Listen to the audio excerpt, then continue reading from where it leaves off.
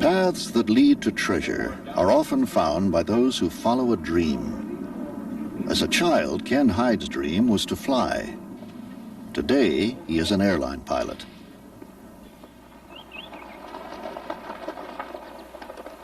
Ken Hyde lives in rural Virginia.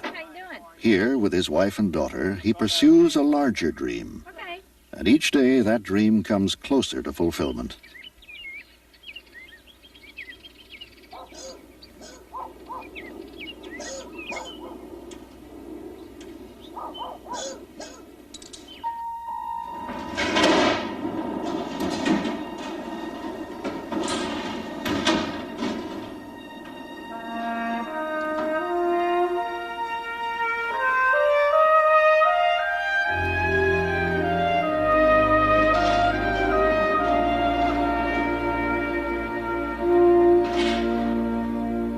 Nestled safely in its hangar, an aeronautical wonder from another time is coming to life.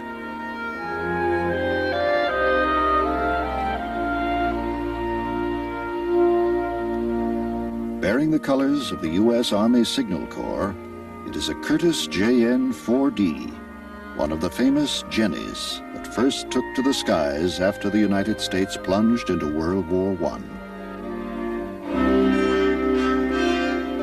With advanced designs, 6,000 Jennies were built to train young American flyers. Though she never fought in combat, the Jenny helped redefine the rules of war. She taught a generation of pilots the principles of air power.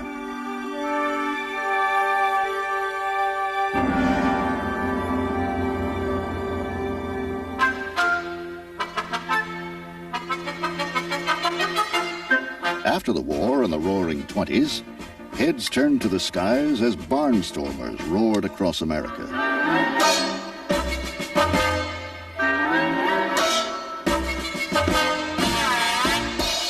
Surplus Jennies were expendable props in an aerial burlesque, which sometimes ended in tragedy.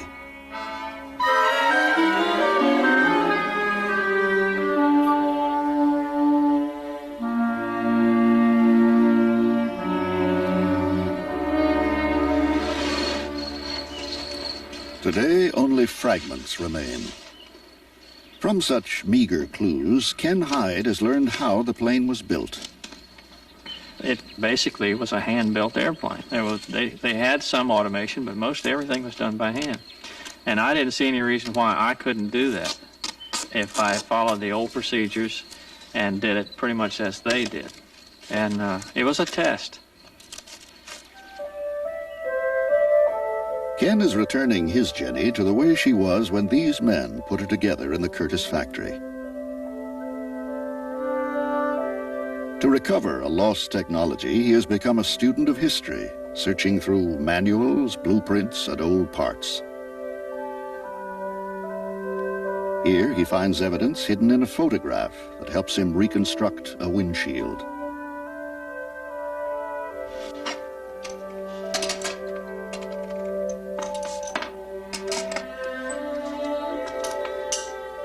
"15 years ago, Ken Hyde found the pieces of a Jenny in a building set for demolition. Before long, he'd found the parts of 2 more. There was a time when we had 3 airplanes in the basement of this little 1,500 square foot house in the subdivision.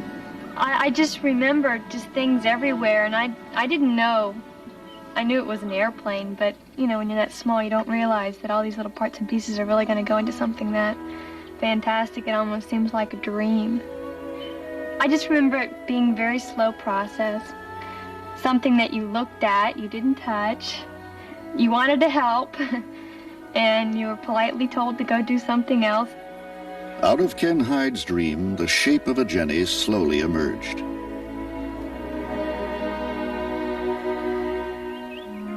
He has spent months on small details to ensure the historic accuracy of every nut and bolt. For the Jenny must be authentic to be true to his dream.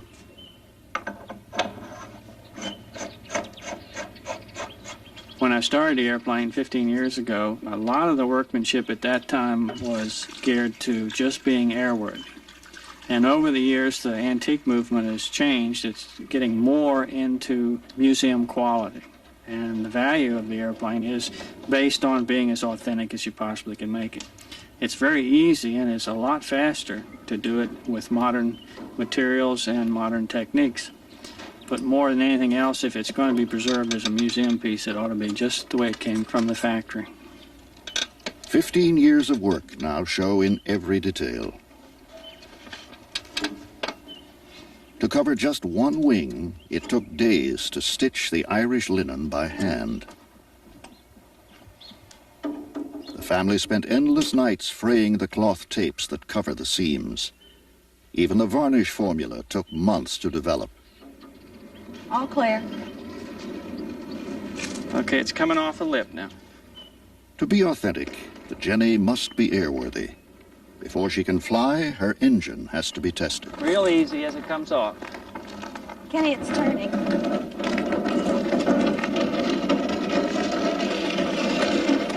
Okay, choke on. Choke on. The principle behind flying it, and a lot of people say, well, we shouldn't fly the airplane, you know, because if you damage it, then all that work is for nothing. But we've been fortunate, and we have most of the parts and pieces and we can manufacture anything on the airplane, with the exception of the engine, possibly.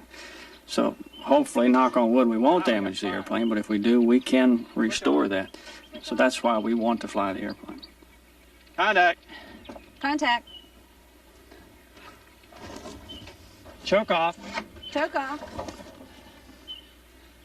Contact. Contact. Throttle close. Throttle close. Way to go, baby.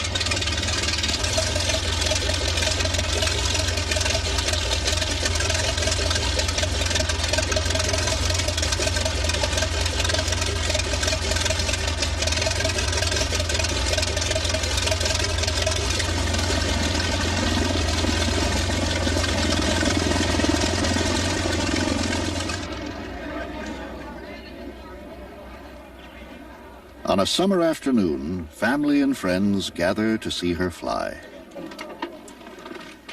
Okay, it's contact.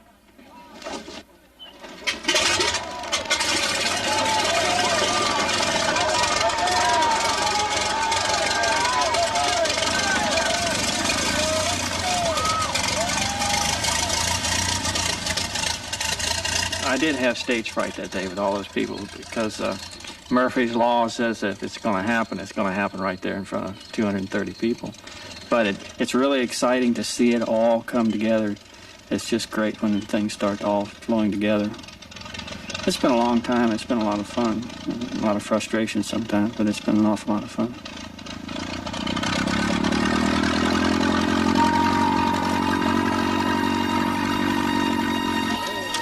It really lifts off in a hurry, too. There it goes.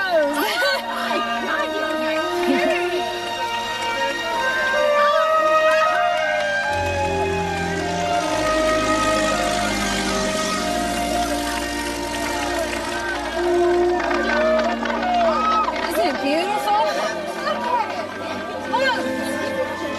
It's got to be exciting. It is really exciting for him. It was really exciting for him.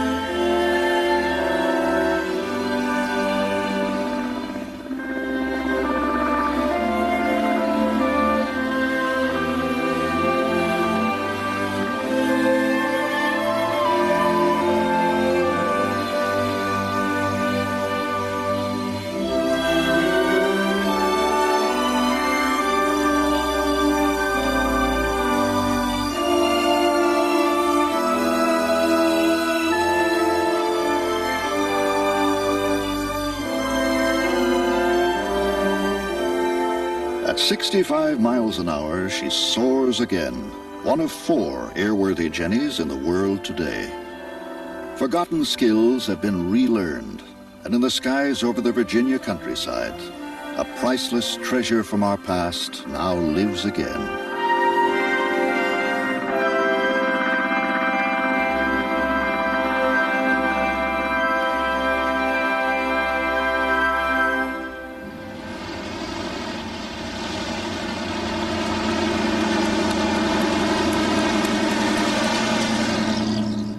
In Auburn, Indiana, another treasure is up for sale. Its value to be determined by the highest bidder. You now have one of the rarest opportunities ever available in your lifetime to purchase one of the finest restored Duesenbergs in the history of the world. One of the greatest Duesenbergs ever created and one of the finest restorations ever assembled on a Duesenberg automobile right here in Auburn, Indiana.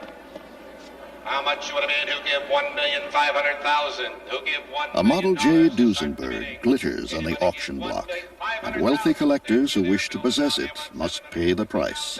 I got $500,000 now, $750. Do you want to bid at $500,000 now, $750? I got $500,000 now, $750. Do you want to bid there? $500,000. You better give $750. I got $600,000 and now $700,000. You want to bid? I got $600,000. You want to bid $700,000.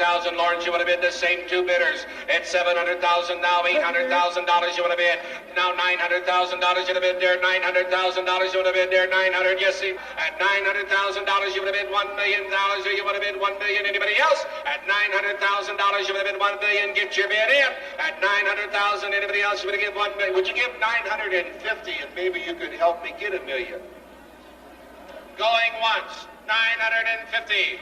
Going twice, $950,000. Anybody else at $950? I close the bidding right here at $900,000. In the presence of a Model J, people tend to get stirred up. It's part of the legacy left by Fred and August Duesenberg, who grew up on a farm near Rockford, Iowa, just before the turn of the century. Mechanically minded as young boys, they became innovators of engine technology, but their first love was racing. The Indianapolis Speedway was the crucible where new designs were put to the test. In the 1920s, their engineering genius brought the checkered flag 3 times. In 1928, at their Indianapolis plant, they created the ultimate passenger car. The owner of a supercharged Model J could cruise in luxury at 115 miles an hour. In Hollywood, the Duesenberg became the mark of a star. Clark Gable owned 2. Gary Cooper's was goldenrod yellow with pale green fenders. James Cagney smiled behind the wheel. But the Depression finally caught up with the Duesenberg. Less than 500 had been built when the assembly line shut down for good.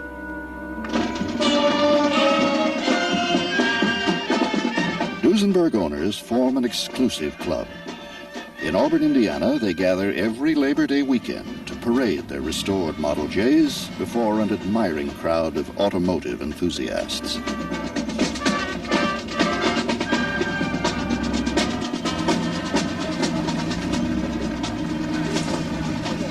Owners love their Duesenbergs with fervid enthusiasm. Many are obsessed with perfection. Others simply enjoy the status that comes with ownership and the pride of showing off their treasures to the thousands who come to look. Some restore their Duesenbergs not to drive them, but to compete.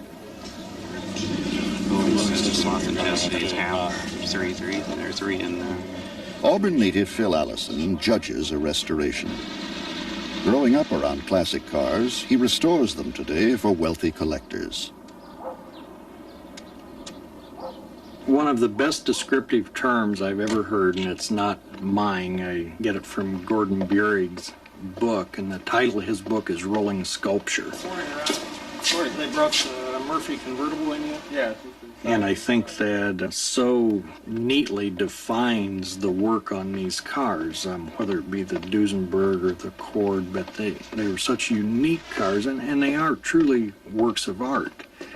I know for years I was always hoping for the opportunity to get to do a Duesenberg. Now we have 3 in our shop, and so Now we have arrived. All right, today let's get started on dismantling this car. Once owned by movie actor Tyrone Power, Model J number 391 has just been purchased for $610,000. Spruced up with a cheap coat of paint by its most recent owner, number 391 will now be restored to original condition from the ground up. We will probably spend around 2 years on the car, maybe not quite that long, but it'll be close. And there's a lot of things in the restoration business that just can't be hurried. There are on that car several missing parts, and you don't go to your local parts store and order them. You've got to find them. And there will be several items on it that are going to be difficult to come up with. And if we can't find them, they'll have to be fabricated, and all this takes time. To do a total restoration, we're talking about dismantling the car completely. Then the rear end or differential rear axle assembly will be totally gone through. The engine and transmission will be totally rebuilt. The exhaust manifolds will be reporcelained. The Duesenberg engine has an excessive amount of aluminum on it, which has to be highly polished. There's a lot of hours of just polishing and cleaning. And the chroming itself is a major process. It's a triple plating. And you first cover it with copper, and then it's buffed, then it's nickeled, then it's buffed, and then it's chromed, and then it's chrome buffed. A lot of times we like to have a car sit for 4 to 6 weeks just in primer. Then it's blocked. Then we put on maybe 4 to 5 coats of lacquer and let it sit for another 4 to 6 weeks. Once it's totally cured, then we'll sand off maybe 3 or 4 of those coats of paint and blocking it out. And then we'll put on another 4 to 5 coats, let it sit for another 4 to 6 weeks, and then we'll probably end up sanding off 2 or 3 of those coats. And that's how we get the high luster, high depth finish. It takes obviously a fair amount of money to fund a project like this, and a lot of people are not in a financial position to do this until they're on in years. And some customers express concern that they're not going to live long enough to see the finished product. I think in most cases they're being a little facetious, but I can appreciate that when you look at a long-term project in your later years, it could be of concern. Restored for the pleasure of those very few who can afford it, the Duesenberg lives on in Auburn, Indiana. But in a city far away, heroic endeavors are recovering the treasures of a nation for all the world to see. Through the heart of Leningrad flows the Neva River. Along these banks, nearly 3 centuries ago, one man created a great city, St. Petersburg, which became the capital of Imperial Russia. Today, Peter the Great still looks out over his city. With watchful eye, he gazes on wondrous visions.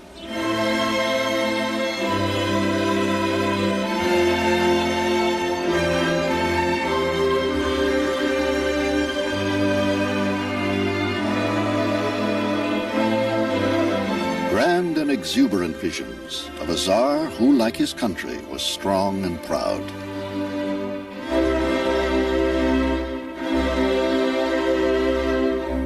Fairy tale palaces sprung up as if by magic.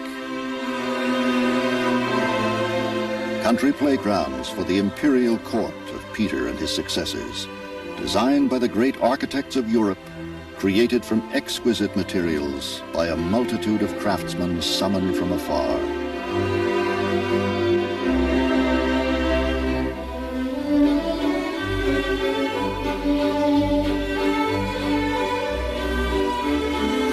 On long winter nights, these rooms were made brilliant by candlelight, reflected 1,000-fold in crystal mirrors.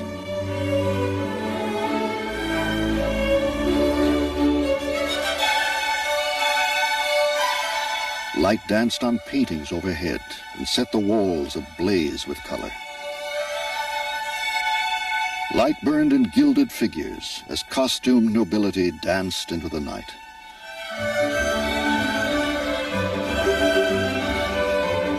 They waltzed on parquet floors of wood from the forests of Europe and Asia, designed in astonishing patterns.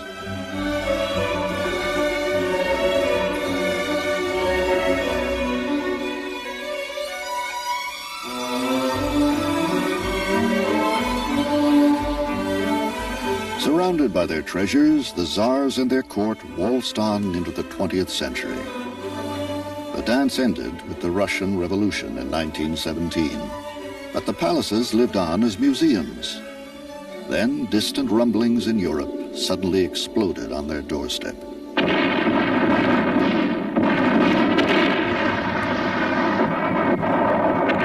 In 1941, Nazi forces surrounded Leningrad. Hitler planned to level the city, but the Soviet army would not yield. During the siege, the Nazis occupied 4 palaces on the city outskirts. After 900 days, they withdrew, burning the palaces as they left.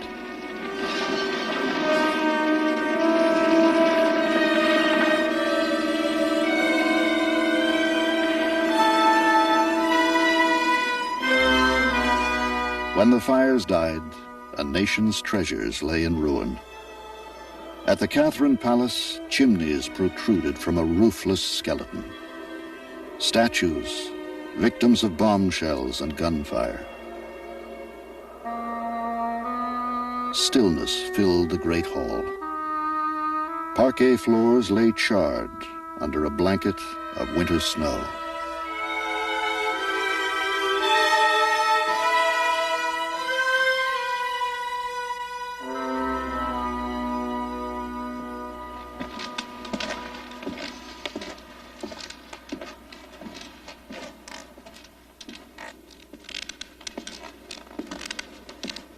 A soldier in the Soviet army, Alexander Kadrinsky, remembers the siege.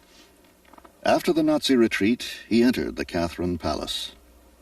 On this spot, in the Great Hall, he looked up through broken rafters at the winter sky. В самом дворце те интерьеры, которые Inside the palace, the interiors that were not burned were looted. разграблены были. Pictures had been viciously slashed out of their frames. Only the outer edges remained. Поломаны двери. Doors were broken В away. павильонах Paintings were on the floor, cut to pieces. That's one thing. Это одно. И второе, The other thing is that there were landmines hidden everywhere, and the palace itself was set to blow up. под дворцом лежало 11 бомб, авиабомб, по тонне весом каждая. И кроме того, вся система павильонов и дворца была подключена к Beneath it was a series of 1-ton bombs wired together to go up in a single blast. It's a miracle that the first soldiers to enter the palace gates after the German retreat discovered this system and disarmed it. Перекопанный окопами парк. The park around the palace was dug up everywhere with trenches and gun emplacements. Снарядами деревья. And in the middle lay the charred hulk of the palace. The palace decorations were strewn about the park in pieces. Sculpture, arms, heads, torsos lay all about. The picture was so terrible and depressing that one's first impression was that resurrecting it would be impossible. On the other hand, people could not reconcile themselves to blotting out a page of history, the glorious history of these monuments. And so we decided to undertake the restoration. Pieces of the ruined palaces were scattered everywhere, hastily hidden before the siege. From fields, from secret vaults, from the hands of retreating Nazis, even from the Neva River, the missing pieces were returned. Restoration could now begin.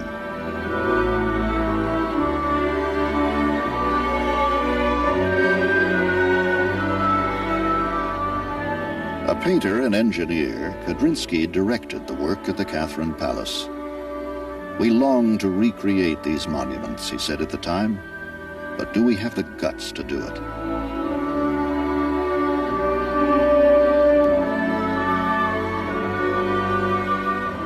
Under his direction, scores of artists and craftsmen began to rebuild the palace.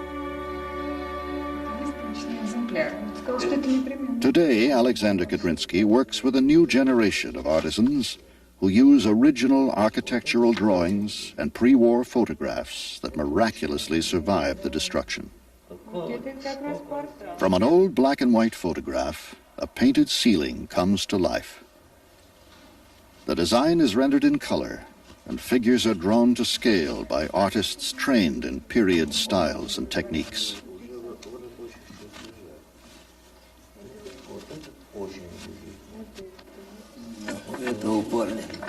Designs are modified and approved before the painting begins.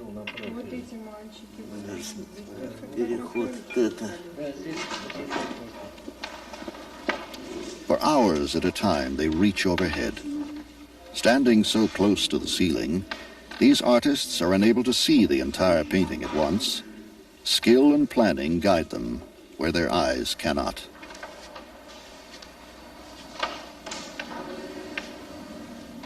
After 3 years of work, the ceiling is almost finished.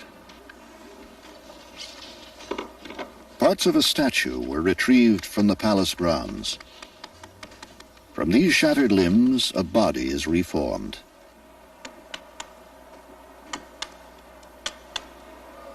A woodcarver creates anew what fire and shrapnel destroyed.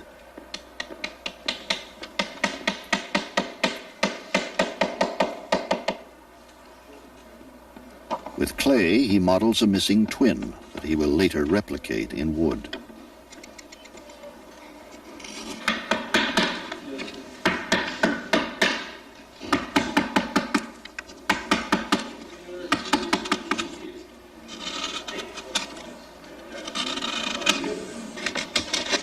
On the statue's chest, a fracture is mended, and a wound is healed.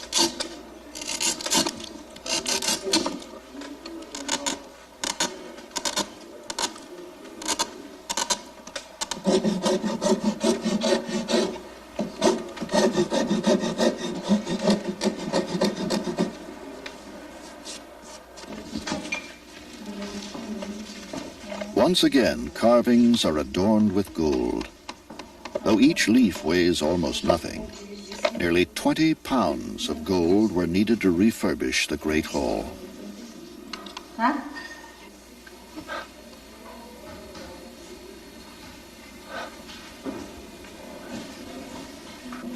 Guided into place by human breath and held there by rabbit skin glue, the gold is burnished with an amber rod.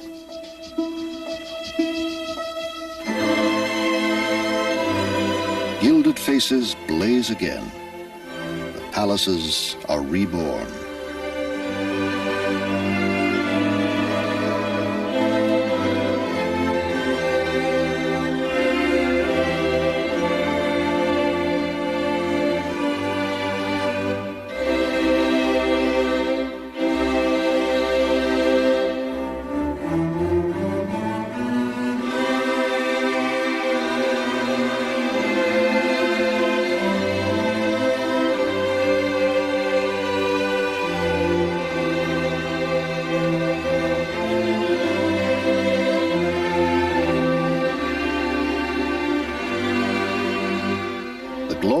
Imperial Russia radiates from every quarter once again, but today it shines with new brilliance.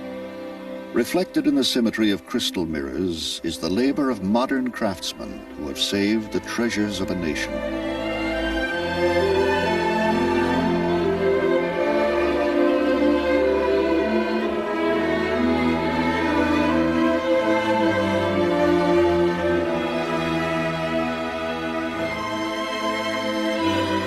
In 1944, Peter's portrait was found in shredded fragments, scattered in the snow.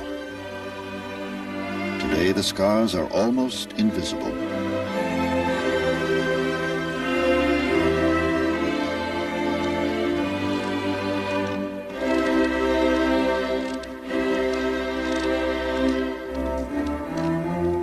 We rebuild these palaces to celebrate those who built them long ago, says Kudrinsky. but we need another 20 years before our work is finished.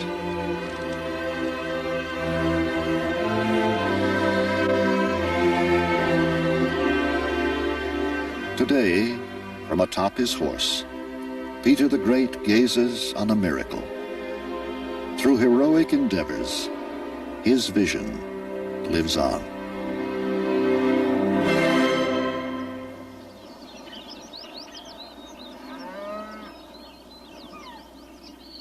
The farming country of eastern Colorado is far from Leningrad, but the passion to save a treasure can be found here as well. Compared to the Russian court, life in Burlington, Colorado is basic. But on the county fairgrounds stands a treasure that might well have delighted the Russian nobility. Hey, Will! See ya. How you doing? All righty. Local citizens brought this treasure here some 60 years ago, and today it is the pride of Kit Carson County.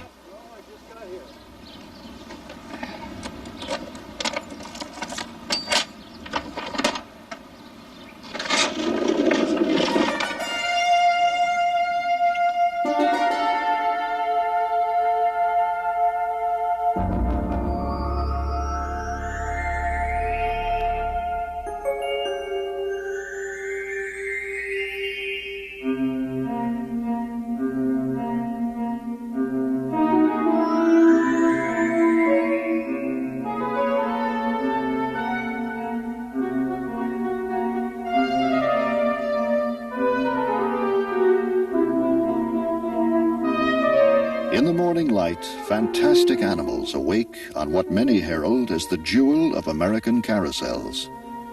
Because it was the sixth machine built by the Philadelphia Toboggan Company, it is known as PTC number 6.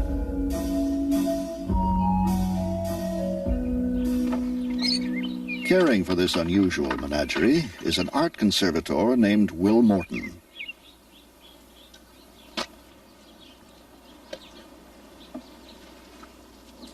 In recent years, he restored the animals from decades of deterioration and unveiled a whimsical piece of American history. PTC number 6 was built in 1905 when carousels spun their magic the world over. In 1928, it was bought secondhand for $1,250 by Kit Carson County. At the fair that year, citizens paid 5 cents for a 5-minute ride. But this frivolous purchase would cost the county commissioners their jobs.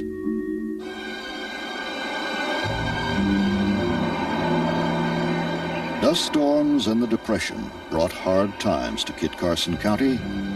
Homeless families lived on the fairground. The carousel building was used to store feed and became infested with rats and snakes.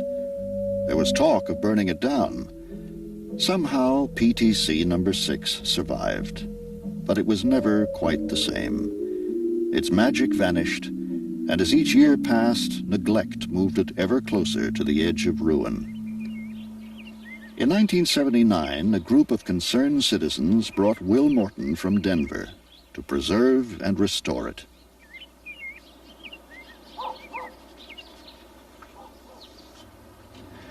A lot of carousels have been refurbished, but this is the first one, to my knowledge, that was conserved and restored as a work of art might be.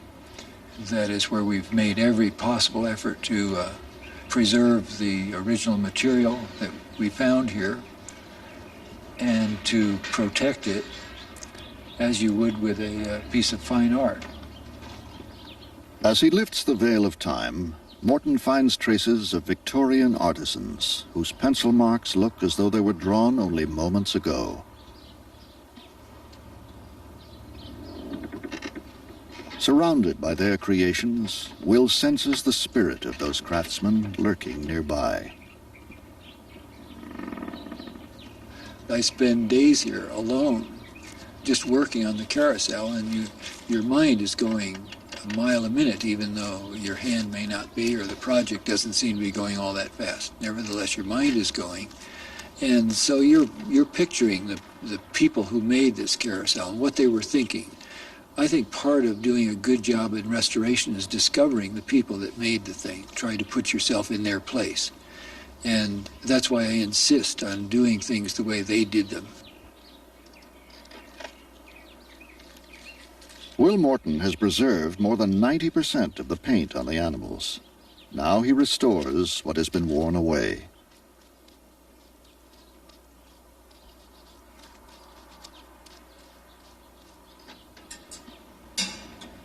The Wurlitzer Monster Military Band organ is the heart and soul of PTC number 6. Over the years, water damage, heat, humidity, and hungry rats all played havoc with its vital parts. After 1,200 hours of restoration, the monster gets a checkup.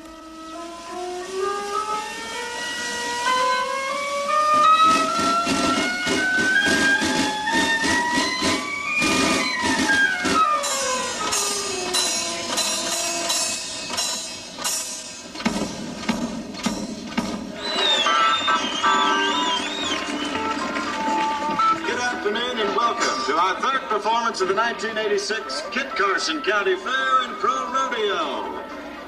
Every year in early August, people come from all over Kit Carson County to ride PTC number 6 once again.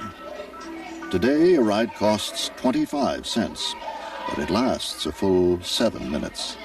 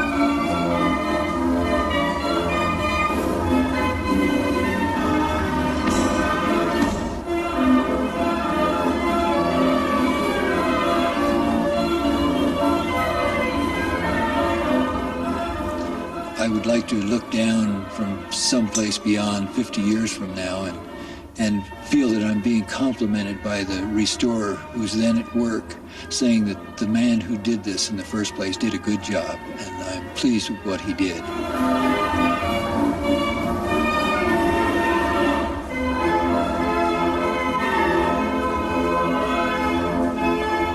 On the plains of eastern Colorado, another year passes.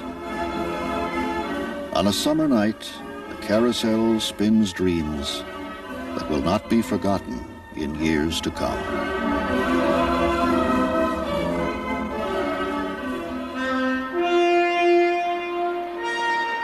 The age of sail reached its height in the 19th century when global voyages were made in tall ships.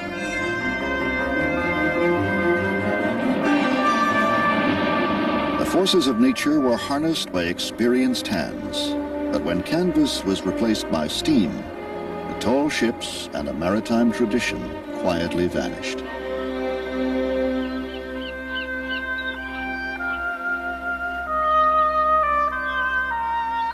In the port of Athens, the rusted hull of a once tall ship is destined for the scrapyard. In her 100-year lifespan, she sailed under many names and many flags. Now Alyssa will be reborn. She was launched in Aberdeen, Scotland in 1877. In 1979, her hull is made sound and she is towed across the Atlantic to the port city of Galveston, Texas, which has adopted Alyssa to symbolize the heyday of its maritime past. Long ago, she sailed into Galveston, and it is here on Galveston's waterfront that Alyssa's reconstruction begins. From across America, people come to renew her. Scenes of a 19th century shipyard come alive as obsolete skills are learned again.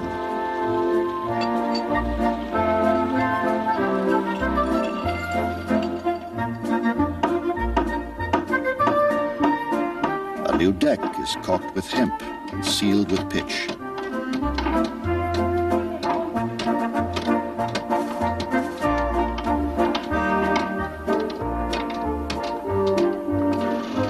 Self-taught riveters add plates to her hull. Tree trunks are turned into masts. Costs rise into the millions, but funds are raised.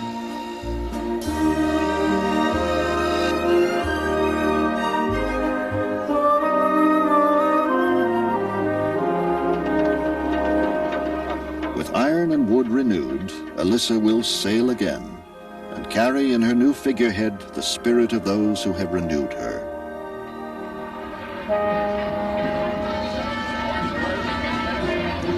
In 1986, Alyssa is bound for New York to once again become a part of history.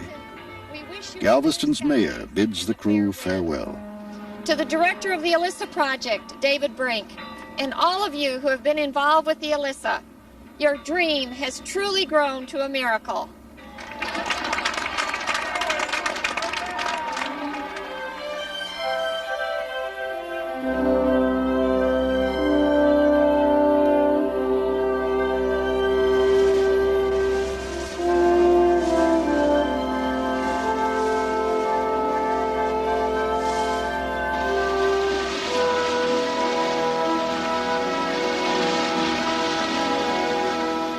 Clutching the yellow rose of Texas, Alyssa's figurehead points the way across the Gulf of Mexico.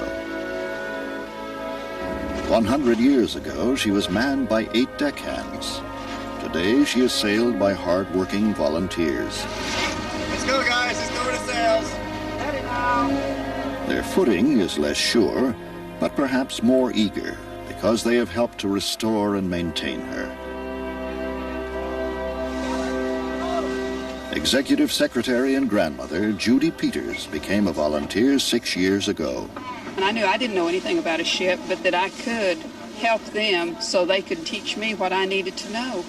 And I came down literally scared to death. But I knew I wanted to help, and I knew they needed help. And I was willing and I was able. Some of the jobs, they couldn't hire me to do them, I wouldn't. But I'll do it for free because it's for the Alyssa, it's for the future. Ready up on 115. Okay, 115 is to our left. Fun, huh? Pierre, why don't we do it this way? You always take the slacking side of the lower braces. Overseeing Alyssa's restoration has been the responsibility of Walter Ribke. Why don't you always help Pierre on the slacking side of the braces? I think the key idea of this restoration is that this ship is not so much an artifact as it is a process. We're not so much concerned with her past as we are with our future. What we're interested in is the values and the crafts and the skills and everything that gave the world this beauty. We'd like it to be part of our lives now and carry it forward in the future. So the Alyssa is as much a process as it is a product.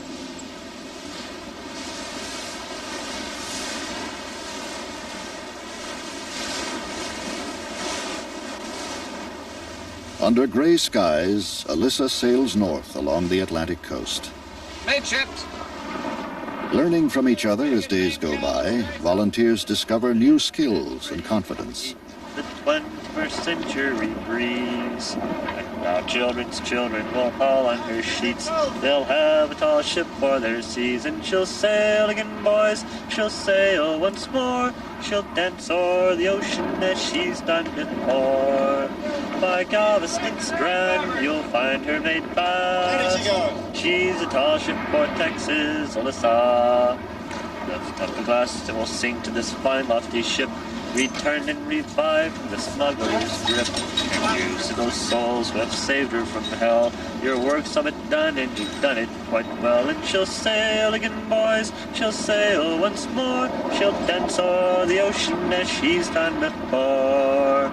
By Galveston Strand, you'll find her made fast. She's a tall ship for Texas, Alyssa.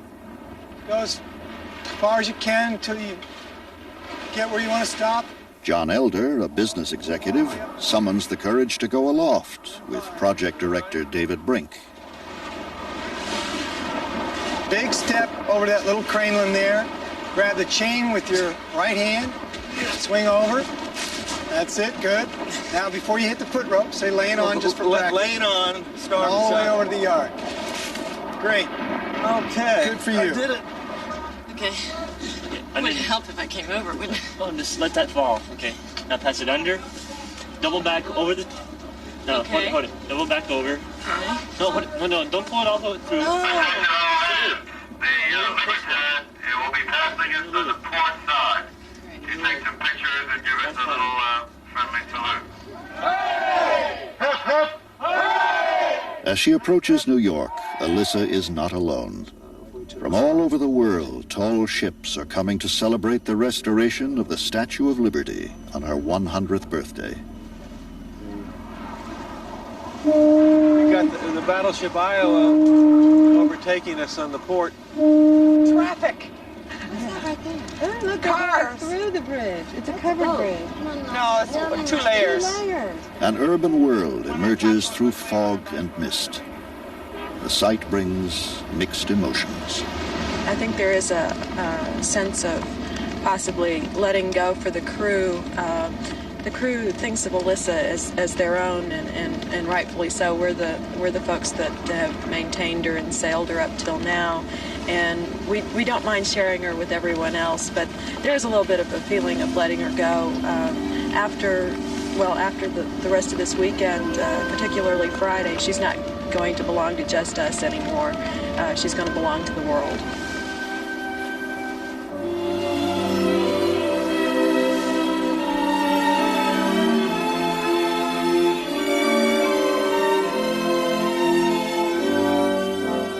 Alyssa last entered New York Harbor in 1884, just 2 years before the Statue of Liberty was unveiled.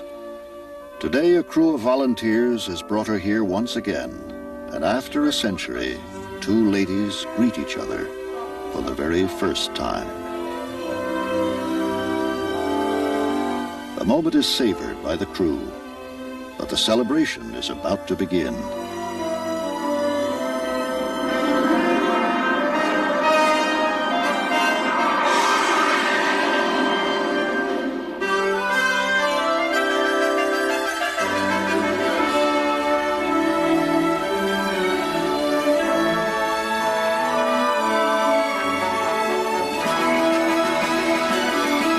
The spectacle unfolds, and Alyssa takes her place. She is the oldest of the large square riggers in the parade.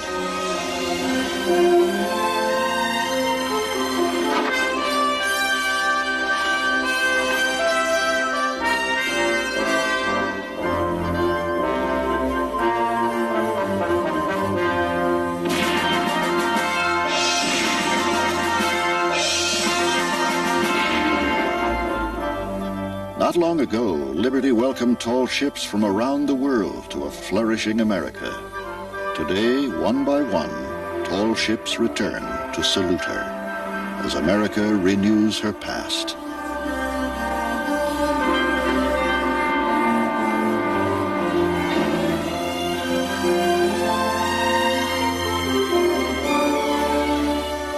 Alyssa has earned her place in history, and now her moment has come.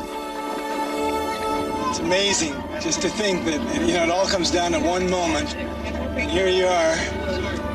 And everybody knows it. It's a great, great feeling. She passes the reviewing stands that line the shore.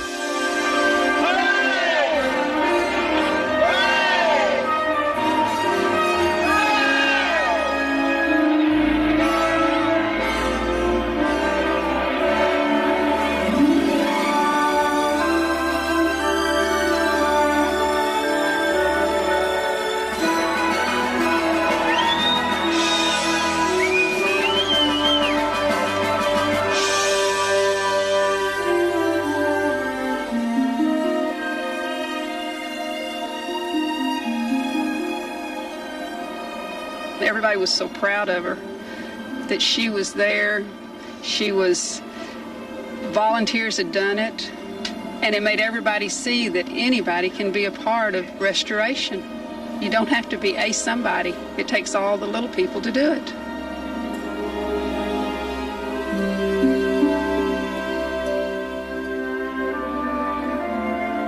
Volunteers have brought life to a dying ship and have restored the knowledge that can renew her again and again. Revived with a human spirit, fragments of our past become our treasures. They mirror who we are.